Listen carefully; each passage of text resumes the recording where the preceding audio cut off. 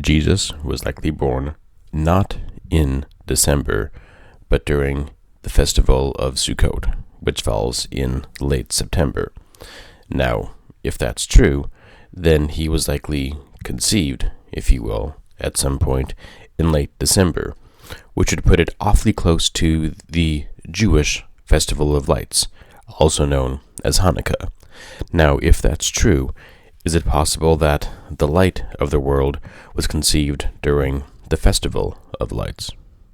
For those of you who have seen a Hanukkah celebration, typically you have candles that you light, one additional candle for each of 8 nights, and this is stated to commemorate a time when the Maccabees, a band of Jewish fighters, fought back against King Antiochus of the Seleucid Empire, who had sought to oppress them.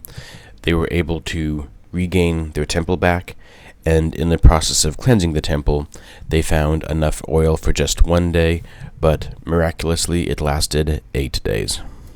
Now, there is a bit of a disconnect in the narrative, and for that reason, I've been hesitant to accept the view that the light of the world was born during the Festival of Lights. Now, what do I mean by that? The chronology of the story is that in 167 BC is when Antiochus withdrew from Egypt, and instead he attacked Jerusalem. He sought to Hellenize the Jews, outlawed Jewish custom, burnt a pig on the altar in the temple in Jerusalem. That's when the conflict really came to a head. And it wasn't until December of 164 BC that the Maccabees had their victory and reclaimed the temple. Now, in the story of Maccabees, the books of 1st and 2nd Maccabees, it doesn't mention anything about the oil. It doesn't mention anything about the oil lasting 8 days. It seems that that tradition came much later, around 500 of the current era, during the time when the Babylonian Talmud was written, and in that context, the Jews were in exile, and in their exiled state, they wanted to distance themselves from a story about being rebels. They didn't want to threaten their captors. Instead, they tried to shift the story a little bit and make it be more about a miracle which could have happened, but we have no record of happening until this time 600 years later. They wanted to shift the narrative from being about a successful rebellion and instead talk about a miracle from God when this oil lasted for 8 days.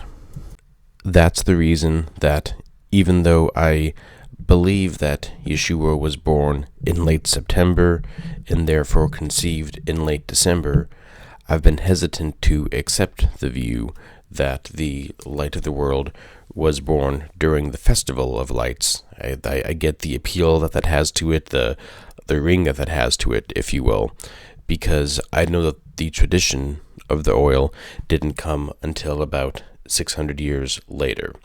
But one thing which I learned this week as I was studying for Hanukkah is that Josephus, the Jewish historian, actually called it the Festival of Lights way back in about 75 BC.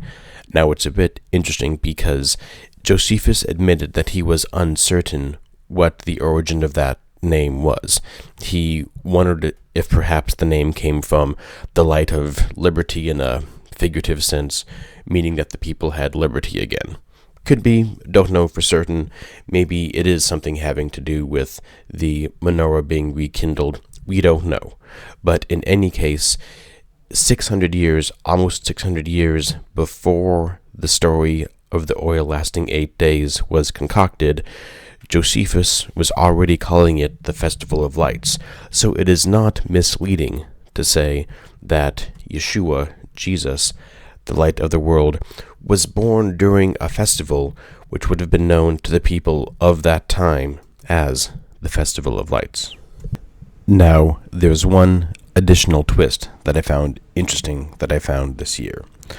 Part of what appeals to me about the idea of Jesus, Yeshua, being born during Sukkot is that Sukkot is the festival when you are in a tabernacle, in a tent. It's when you are out in the field, the king is out in the field. It has very obvious symbolism of God tabernacling with men, which seems fitting for God coming to be with men in the personhood of Jesus. The symbolism makes a lot of sense. Now, one thing which I learned this year is that the duration of Hanukkah, the specific 8-day duration, likely comes from a delayed observance of Sukkot.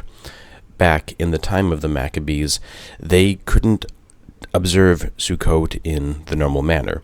They were living in caves, coming out at night, fighting guerrilla warfare, essentially, against the much better equipped Seleucid army. So it was a very abnormal time for them. And it wasn't until they gained some victory in December of 164 BC and were rededicating the temple that they were able to finally then observe essentially a delayed Sukkot. So Sukkot is a 7-day holiday. It normally would have been in late September, but for them, they didn't get a chance to observe it until late December, when they finally got a little bit of breathing room in their victory against the Seleucids. And what I find intriguing about that is it would imply that Yeshua, Jesus, was both born during Sukkot, but also conceived during a delayed Sukkot. So both his birth and his conception take place during a festival which commemorates God tabernacling amongst men. And that just makes a lot of sense to me from a symbolic standpoint.